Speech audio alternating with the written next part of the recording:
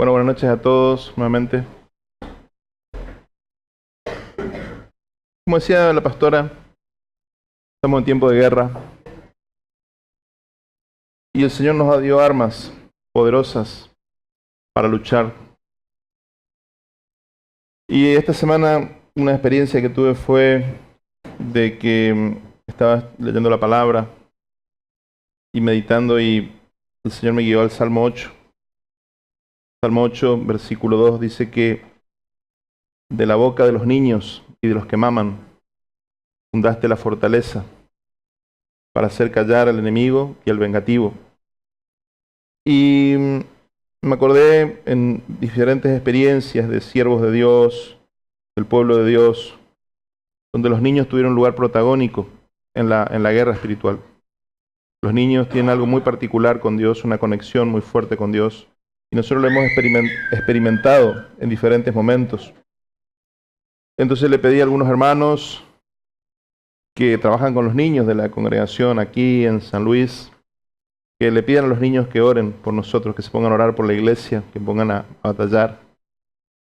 Y fue tremendo porque ni bien hice esto, al otro día recibí un mensaje de uno de los niños y que decía, el Señor me mandó una palabra a través del niño, del chiquito, un chico de San Luis, un chiquito que tendrá 5 o 6 años, y el Señor le dio una palabra que era tremenda en Proverbios, el libro de...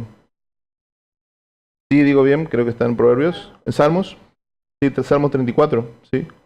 Dice, el Salmo dice, muchas son las tribulaciones del justo, pero de todas ellas le librará el Señor.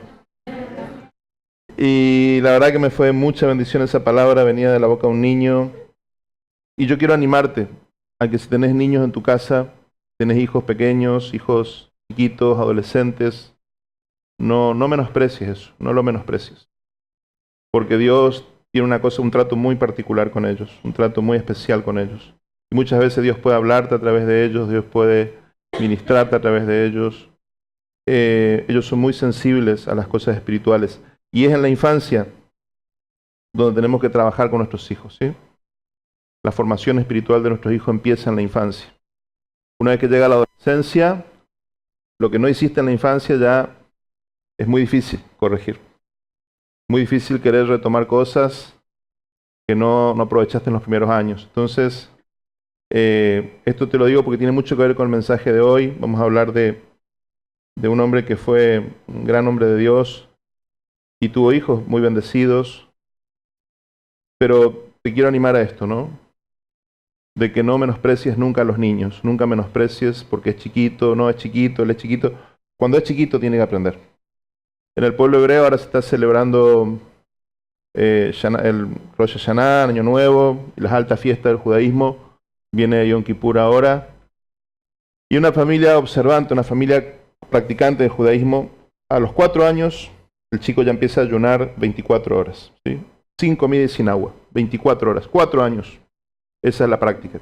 Y ni un niño se muere, nada por el estilo, no pasa nada. Está en la sinagoga todo el día, por Yom Kippur. Entonces a veces nosotros queremos sobreproteger a nuestros hijos, que pobrecito, que es chiquito, que él no puede estar en el culto, que él tiene que estar en el kiosco, aquí y allá. Le estás haciendo mal a tu hijo. Le estás enseñando muy mal a tu hijo. Si tu hijo no puede estar media hora, 1 hora adorando a Dios, vas a tener serios problemas. Ya te lo profetizo, vas a tener serios problemas en la adolescencia de tu hijo. Porque en la infancia es cuando el chico aprende a conectarse con Dios, ¿sí? Entonces aprovecha este tiempo, no lo desperdicies. Amén.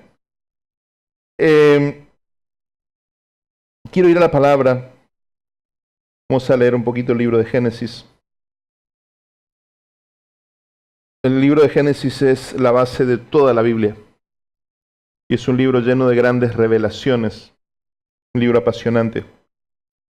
Pero desde el punto de vista humano, podríamos decir que es un libro muy desproporcionado. Porque en un solo capítulo te cuenta la historia de la creación del universo. Un solo capítulo para contarte toda la creación del universo. Un capítulo para contarte la creación de la humanidad. Un capítulo para contarte la caída del ser humano, de los planes, de los propósitos de Dios, el pecado del hombre. Y a partir de ahí, los capítulos siguientes, todo el tiempo hablándote hasta el 11, de cómo la maldad fue creciendo, de cómo el mal se fue metiendo en la humanidad, de cómo se formaron las naciones, de cómo vino el diluvio y cómo el Señor rescató una familia. Pero a partir de ahí del 12, Dios llama a Abraham y del 12 al 50 nos va a contar la historia de una familia y de los descendientes de Abraham, sus generaciones. Por eso digo que es muy desproporcionado, porque de 50 capítulos le dedica 38 capítulos a la historia de una familia nada más. Y la mayor parte del tiempo, en los últimos capítulos, la mayor parte del libro, va a hablar de un hombre en particular que se llamó José. José es tal vez sin duda, ¿no?, el mejor hombre del Génesis. El hombre más recto, el hombre más santo, el modelo de creyente, el tipo del Mesías más tremendo que nosotros tenemos. Un hombre que en el judaísmo es conocido como Asadik, el justo, porque su vida fue una vida ejemplar. Su vida fue una vida de servicio a Dios, de dedicación a Dios, una vida de rectitud, que es difícil nosotros compararnos con él, porque era perfecto. Aunque le vaya mal, le vaya bien, él siempre hacía lo correcto. Muy difícil igualar a José. Una vez estábamos celebrando una celebración de Shabbat en Jerusalén.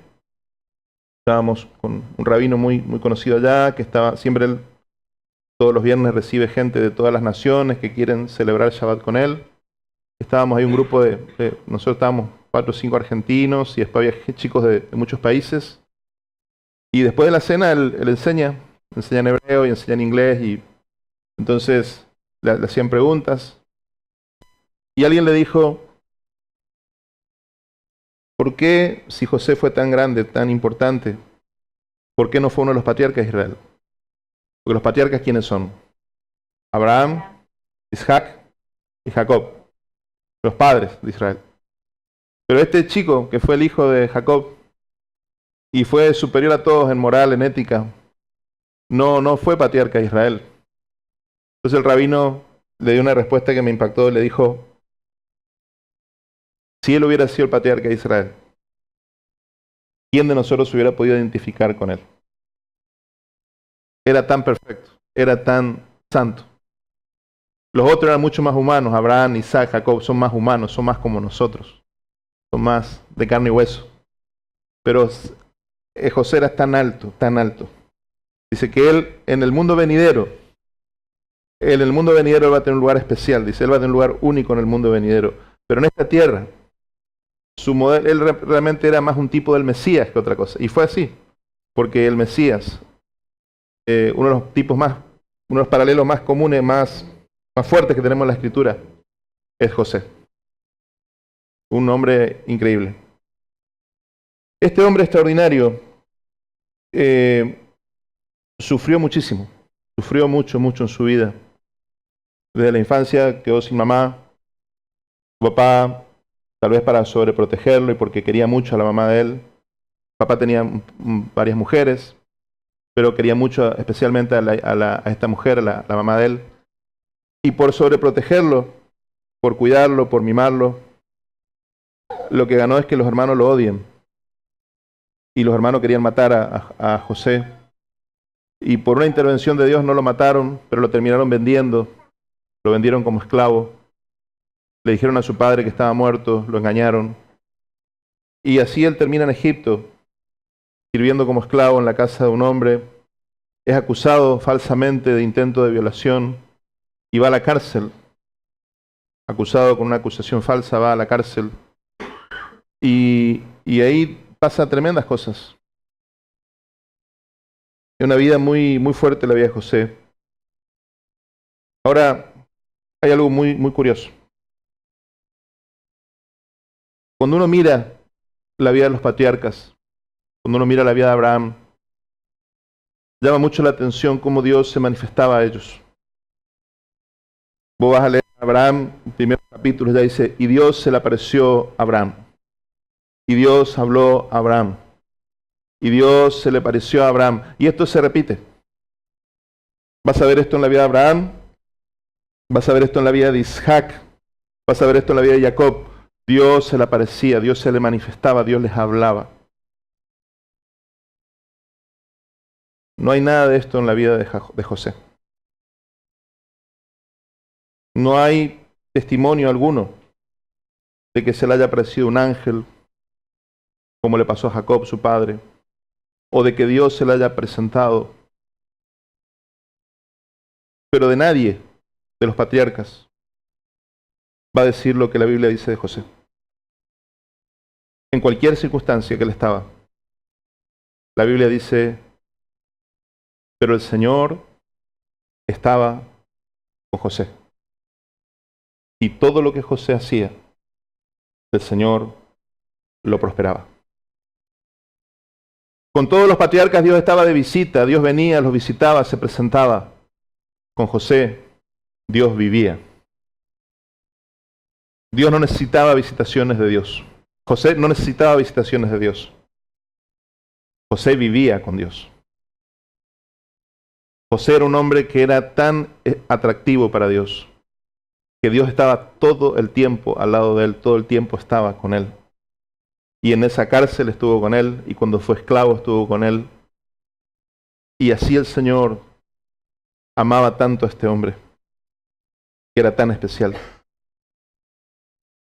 En el capítulo 41 del libro de Génesis, nos cuenta la Escritura que él tuvo un par de hijos. Él no se casó con una chica judía, una chica hebrea, porque él estaba en Egipto. Se casó con la hija de un sacerdote pagano en Egipto. Y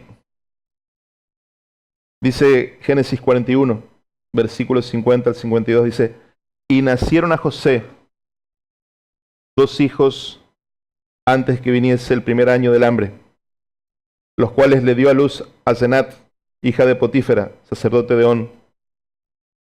Y llamó José el nombre del primogénito Manasés. En realidad se llama Menashe. Nosotros decimos Manasés en español, pero es Menashe. Porque dijo, Dios me hizo olvidar todo mi trabajo y toda la casa de mi padre. Y llamó el nombre del segundo Efraín, porque dijo, Dios me hizo fructificar en la tierra de mi aflicción. Amén.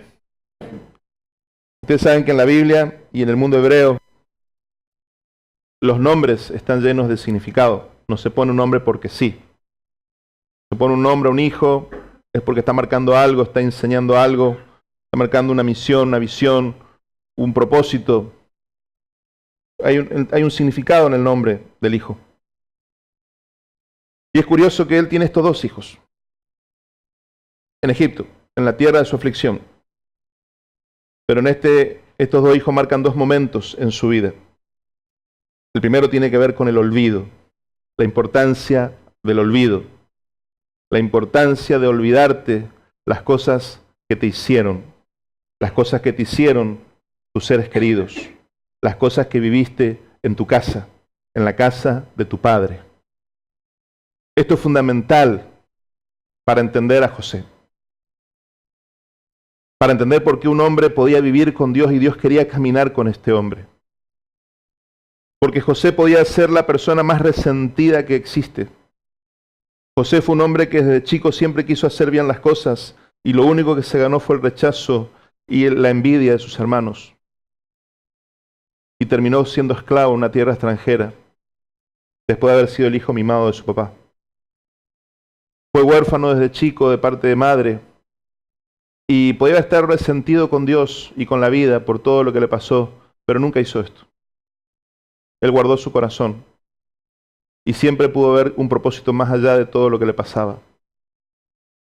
Y cuando llegó el momento y se encontró con sus hermanos de grande, y sus hermanos estaban llenos de preocupación, ¿y qué iba a hacer José ahora? José ya era poderoso, era el segundo hombre de Egipto, podía hacer con ellos lo que quería. Y José le dice, no se preocupen, no fueron ustedes. Ustedes no hicieron nada. Dios usó a ustedes para que yo venga acá, para que se cumplan sus propósitos en mi vida. Qué tremendo cuando un hombre puede entender esto. Qué tremendo cuando vos puedes entender que la casa en que vos naciste no fue un accidente.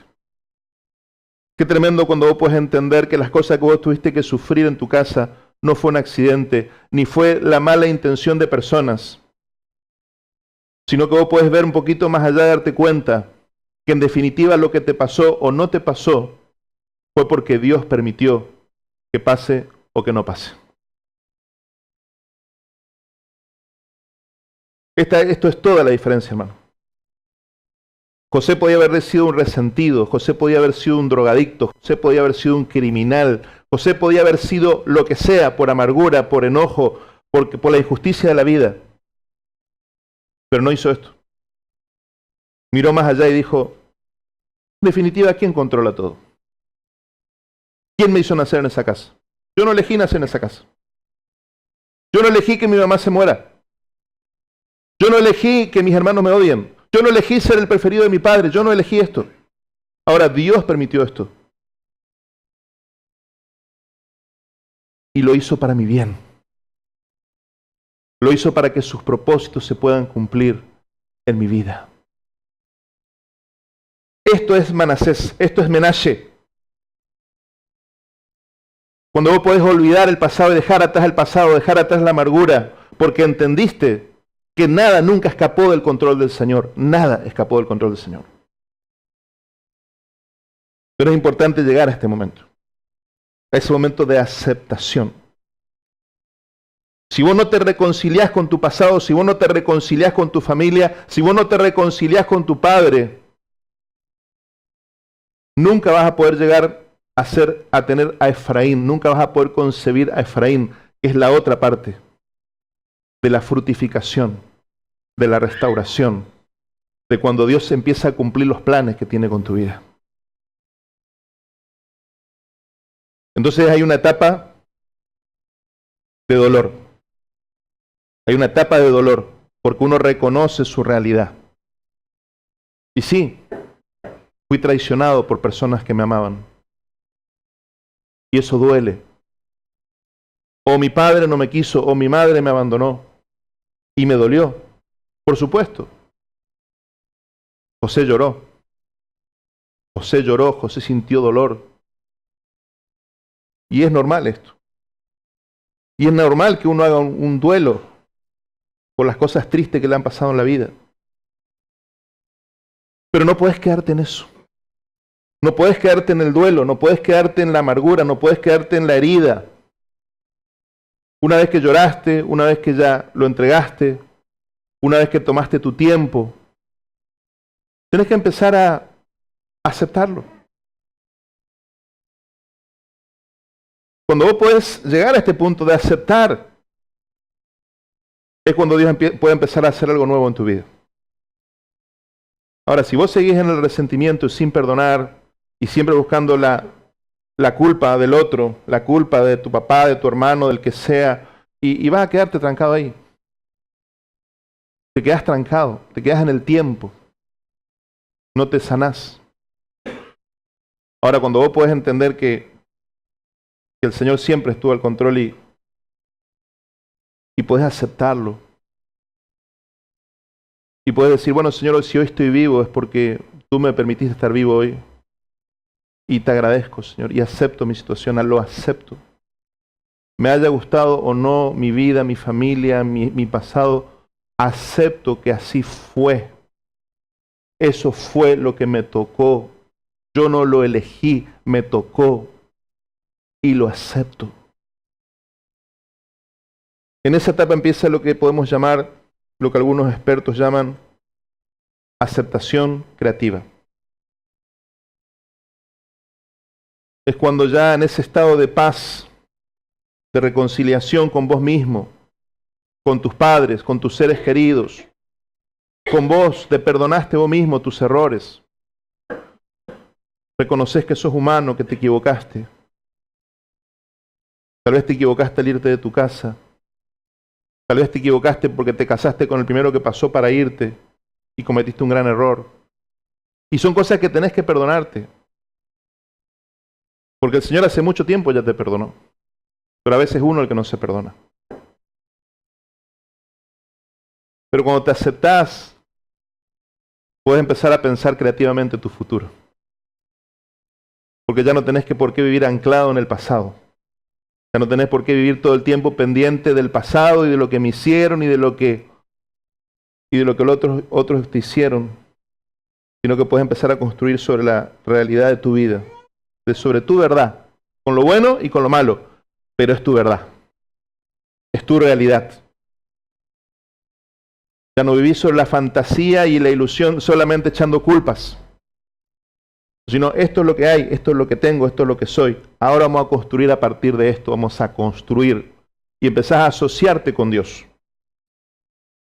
Te convertís en un colaborador de Dios. Y ahí nace Efraín. Y Efraín, dice él, Dios me hizo fructificar en la tierra de mi aflicción. Qué tremendo es, hermano, cuando vos entendés esto.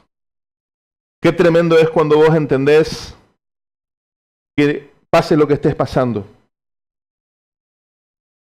Cuando vos llegás a esta etapa de tu vida, no importan las dificultades que tengas, Dios te va a hacer fructificar para que los propósitos de Él se cumplan con tu vida.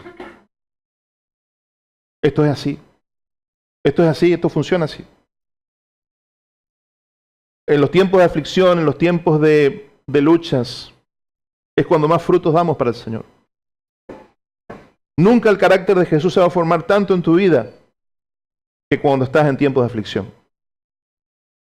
En realidad, en los tiempos de aflicción, cuando estás probado, cuando estás en angustia, cuando estás enfermo, cuando estás pasando luchas, es cuando el Espíritu Santo más aprovecha para formar el carácter de Jesús en vos.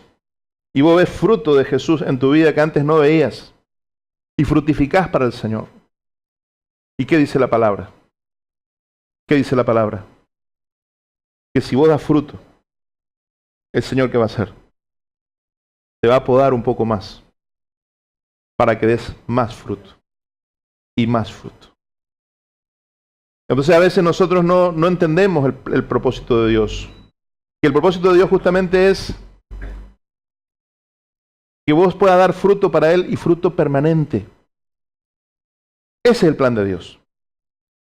Vas a tener momentos buenos, vas a tener momentos difíciles, pero la constante es que Dios quiere que vos fructifiques, que vos des frutos. Y eso es lo que el Señor está intentando hacer. Y aunque estés pasando tiempos de prueba, tiempos de luchas, el Señor puede hacerte fructificar en medio de eso. Amén. Ahora, qué increíble que tiene estos dos hijos. Y estos dos hijos no son cualquier hijos. Tú sabes que cuando recién llegamos a Israel con Fernanda y las nenas, eran chiquitas las nenas, y una familia judía practicante, ortodoxa, esto que practican todas las leyes del judaísmo, fueron al lugar donde nosotros estábamos a buscar una familia que quiera compartir con ellos un Shabbat. Bueno, necesitaban a alguien que pueda comunicarse. Nosotros teníamos un inglés rudimentario, mi esposa habla mejor que yo, pero yo me defiendo. Entonces nos invitaron, estábamos recién aprendiendo el hebreo, y nos invitaron a celebrar el Shabbat con ellos.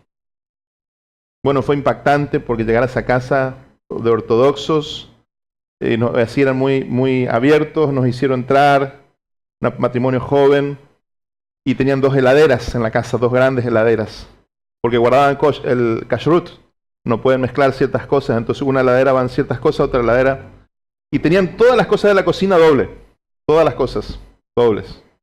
Había ollas que se usaban solamente para las carnes, ollas que se usaban solamente para los lácteos. Imagínate lo que era eso. Si una mujer con una sola cocina se quiere morir, imagínate con dos. Y era tremendo. Y encima tenían cuatro niños pequeños que eran salvajes,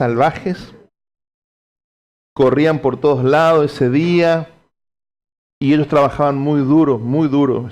Él estaba haciendo un doctorado, trabajaba, estaba en la universidad, estaba haciendo una carrera y fueron gente que realmente fueron ángeles de Dios para nosotros, lo que aprendimos con ellos, lo que nos amaron. Y lo que yo te quería contar es que esa noche, cuando estábamos celebrando Shabbat, en un momento, bueno, Shabbat es como, si vos celebraste una fiesta como Navidad, algo así, imagínate hacerlo todos los viernes esto. Es muy fuerte, sinceramente. Son varias horas de estar cantando y orando y gozándose y riéndose la familia, y se come como que fuera la última vez que van a comer, y increíble. Y resulta ser que en un momento el papá se levanta, la mamá se levanta y llama a los niños. Los niños estaban jugando como cualquiera de nuestros hijos, imagínate chiquitos, saltando en esos puffs, tirándose por acá, por allá. Y le llama a los chicos y empiezan a orar por los niños, ponen las manos sobre los niños, empiezan a bendecir a sus hijos.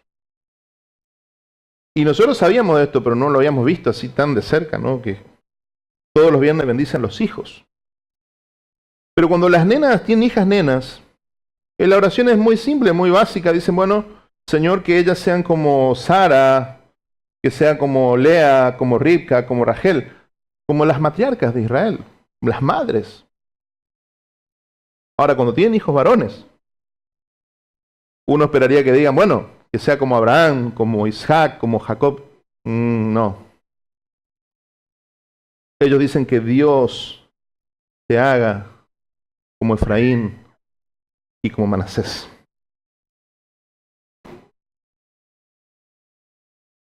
Y ahí vos te quedas, chan, ¿qué pasó acá? Estos personajes a los que no le damos casi importancia, es la bendición del judaísmo para los hijos, para la descendencia. Ahí nomás si mirás en Génesis capítulo 48. Génesis capítulo 48, Jacob, ya está muy viejito, está en Egipto. Es el nieto, sus nietos, es el abuelo de Efraín y Manasés. Y llama a sus nietos, llama a su hijo, viene con los nietos y va a bendecirlos y los bendice. Pero hace algo muy curioso. Viene el hijo mayor, Manasés, el hijo menor, Efraín. Jacob estaba casi ciego por la vejez. Entonces José le ubica a los hijos y le pone el hijo mayor delante de la mano derecha de Jacob. Porque la mano derecha es la mano más importante, tanto física como espiritualmente. La diestra. Toda una noche podemos hablar de la diestra. Pero la mano derecha es la mano más fuerte física como espiritualmente en la Biblia. Entonces pone al hijo mayor delante de la mano derecha para que Jacob bendiga a Menashe con la mano derecha. Pero llama a Efraín y lo pone delante de la mano izquierda de su padre para que su padre le dé la bendición. Pero Jacob hace algo que rompe con toda la tradición y cruza los brazos y pone su mano derecha sobre el hijo menor y pone la mano izquierda sobre el hijo mayor y los bendice. Y a José no le gusta esto. José dice, papá, ¿qué estás haciendo? Papá, ¿qué estás haciendo? Estás cruzando la bendición. ¿Por qué le estás dando la bendición mayor al menor? Porque Dios así me está guiando y eso es lo que voy a hacer.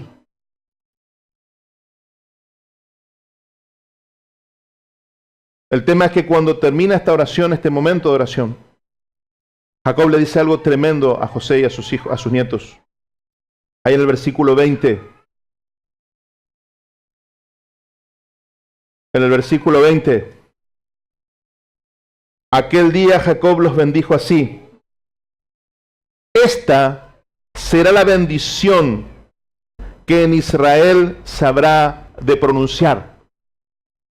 Que Dios cuide de ti como cuidó de Efraín y de Manasés. De ese modo Israel dio a Efraín la primicia sobre Manasés. Que Dios cuide de ti como Efraín y Manasés. Esa va a ser la bendición para los varones del pueblo de Dios. Entonces ahí uno empieza a preguntarse, ¿qué fue la diferencia entre estos chicos y todos los anteriores? Y cuando empezás a estudiar la palabra, empezás a conectar, como siempre digo, esto funciona por conexión. Uno empieza a comparar. Y solamente empezando desde Abraham, te das cuenta que Abraham tuvo 2 hijos, Ismael, el mayor, Isaac, pero al poco tiempo ya tenían grandes problemas entre ellos. Y Ismael se termina yendo de la casa, porque no podían convivir juntos. Isaac tiene 2 hijos mellizos, Jacob y Esaú. Jacob se queda con la primogenitura, pide la bendición de su padre. Conclusión, tiene que huir de su casa. Y Esaú lo persigue para matarlo. Y solamente de muy grandes se reencuentran y se reconcilian.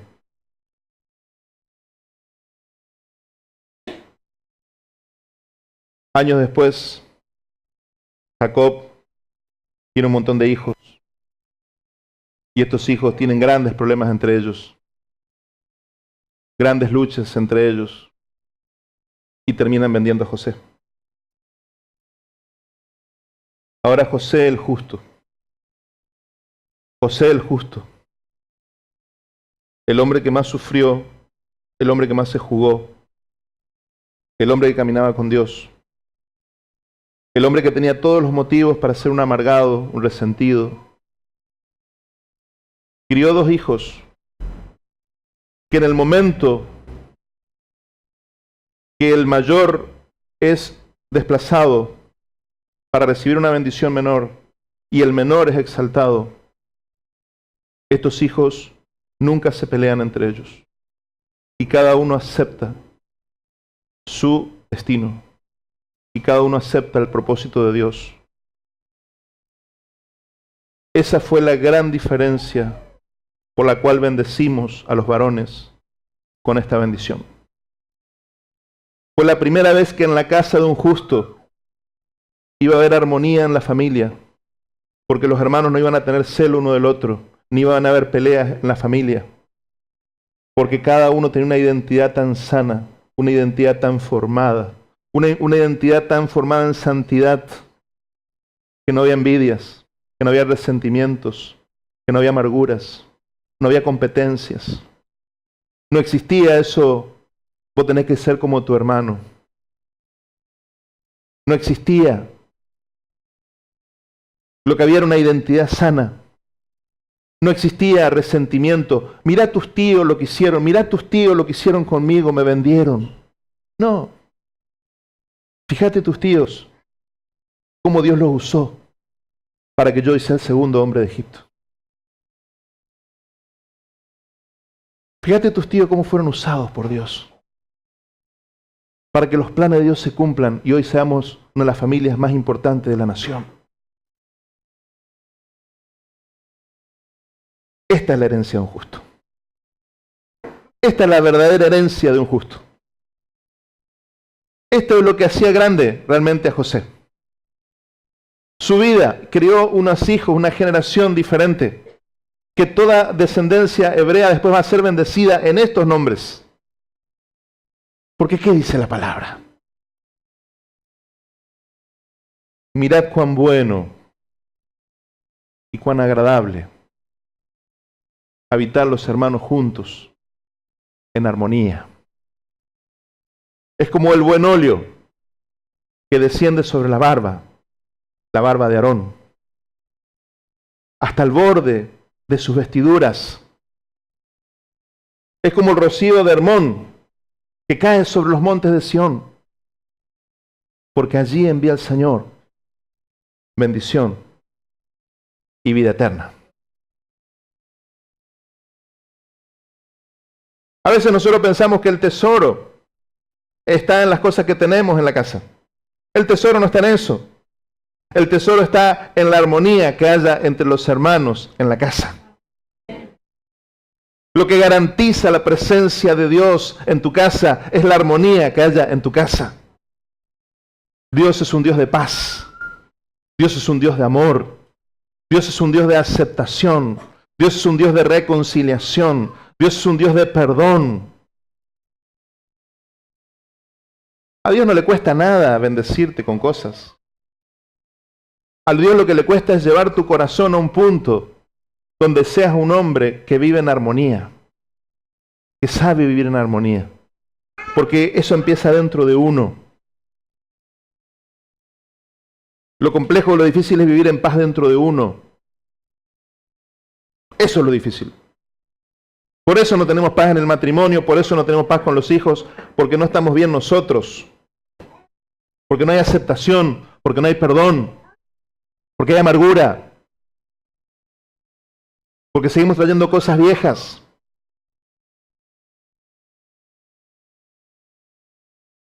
Dice el proverbio, mejor es comer un plato de legumbres donde hay amor que un buey engordado donde hay contienda.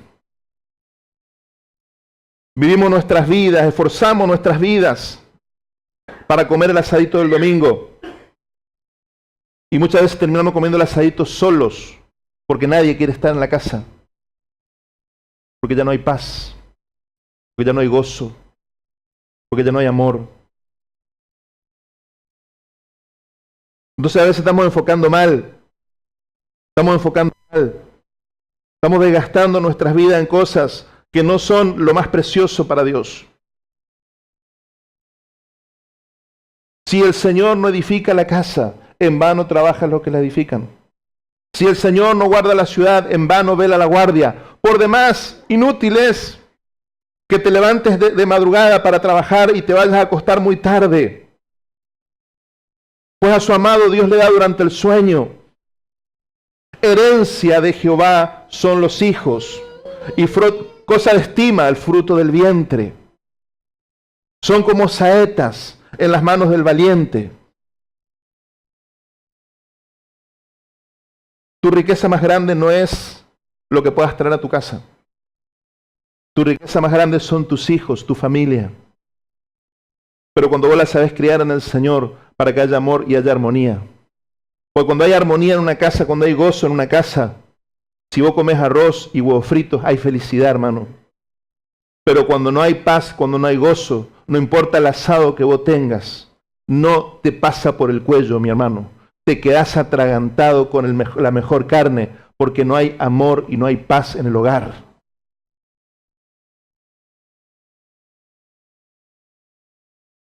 Entonces, ¿en qué estás invirtiendo tu vida? ¿Qué estás haciendo de tu vida? ¿Qué estás creando en tu casa?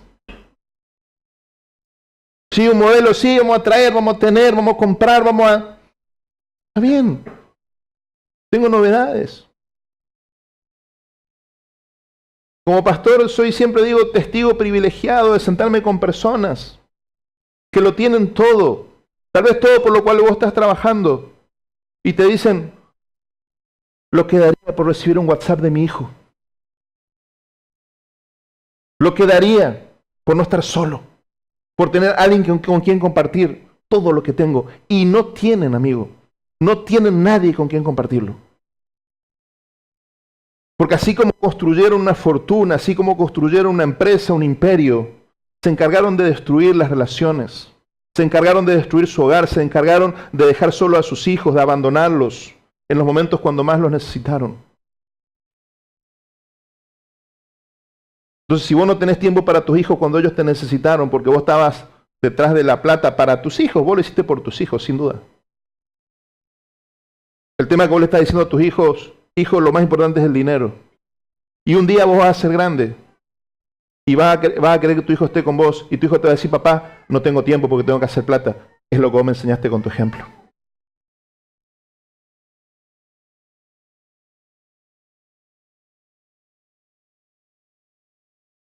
Entonces, ¿qué es lo que vos querés? ¿Qué es lo que vos querés? ¿Querés a Dios en tu casa? ¿Querés ser esos cristianos que de vez en cuando tienen una experiencia? ¡Ay, sentí al Señor en el culto! Sí, sentí al Señor en el culto. ¿O querés que Dios habite en tu casa? ¿Querés una visita casual, un momento, emocionarte un día porque sentiste algo en el devocional? ¿O querés sentir que Dios está en tu casa y ver cómo Dios está bendiciendo todo lo que haces y bendiciendo a tus hijos, bendiciendo tu trabajo, bendiciendo tu ministerio? ¿Qué es lo que querés vos? Yo sé lo que yo quiero. Hay un precio que pagar. Hay un precio que pagar.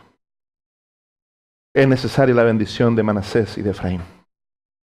Es necesario un profundo perdón hacia las personas, hacia el que te traicionó, hacia el que te clavó el puñal por la espalda. Es necesario, sin eso no hay libertad.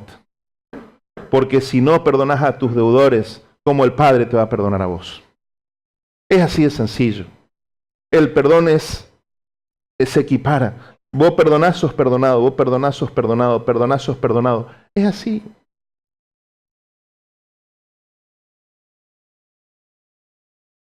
Y lo segundo, dejar que Dios te fructifique en tu tierra de aflicción. No te quejes por estar en Egipto. Aceptá que estás en Egipto y florecé en Egipto. Hay una frase que leí hace poco. Decía así: tírenme entre los leones y voy a volver siendo el líder de la manada. Tírenme entre los leones y voy a volver siendo el líder de la manada. Me gustó esa actitud. Quiere decir, imagínate que te tiren entre los leones. Quiere decir, es una actitud ante la vida. Poneme a prueba, que voy a salir mucho mejor de ahí. Como dijo alguien, lo que no te mata te fortalece. Y es verdad. Por eso yo quiero en esta noche invitarte a que podamos entrar en un periodo de profunda consideración de estas cosas. ¿Vos sabés en qué Dios te habló más o qué te habló menos o dónde es el punto que vos tenés que afianzar? Tal vez tiene que ver con tu pasado, tal vez tiene que ver con tu presente, pero siempre tiene que ver con esto de aceptarlo. Dios está al gobierno, querido. Dios está al gobierno. Un cabello de nuestra cabeza cae porque Dios permite, es así. Dios está al gobierno de todo, cada detalle Él permitió. Las personas te fallaron, perdoná, liberá. Dios todo eso usa. Pero también un profundo sentido de elección. Vos fuiste elegido. Y el momento que entendés esto, todo cambia. La mayoría de las cosas importantes en tu vida, las determinantes, vos no las elegiste. Vos estás en Betel hoy no porque vos elegiste estar en Betel. El Señor eligió que vos estés en Betel. Arreglate con Él. Ni siquiera yo tengo que ver con eso.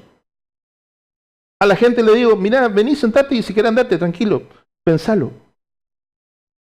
Porque yo sé, si Dios te trajo acá es porque tiene un propósito con vos. Y yo sé el precio que muchas veces vamos a tener que pagar por estar acá. Y que pagamos.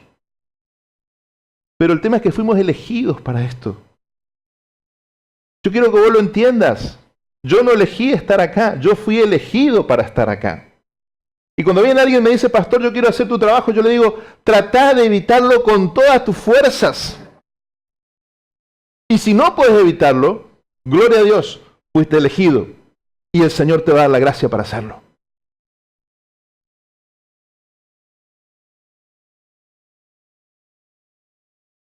Fuiste elegido. Si fuiste elegido, quiere decir que hay un propósito. Y todo lo que te fue ocurriendo fue para que ese propósito se cumpla.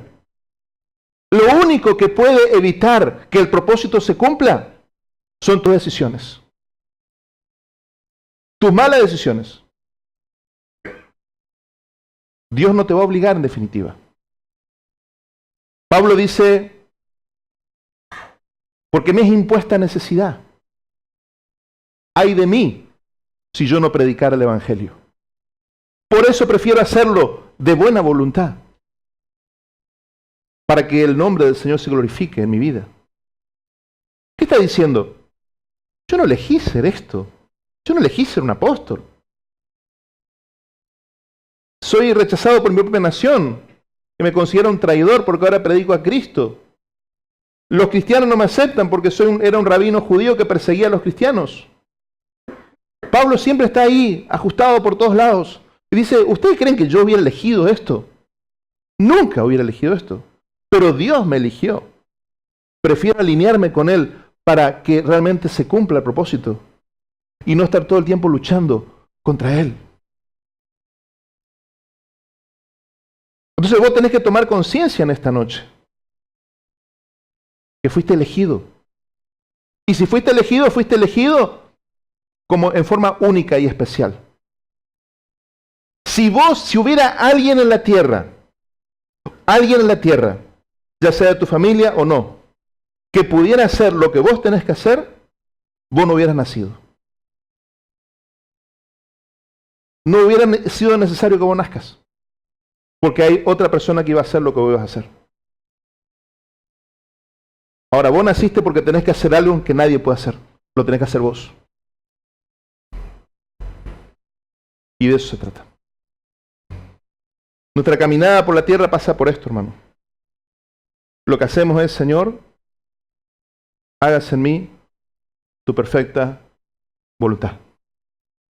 Dame sabiduría para vivir cada día como debo vivirlo. Quiero aprovechar el tiempo, los años que tengo en la tierra, quiero aprovecharlos para que se cumplan tus planes en mí. No quiero ser un obstáculo. Tu oración no tiene que ser, Señor, yo no soy capaz, yo no tengo los recursos. Eso no hay ni una duda.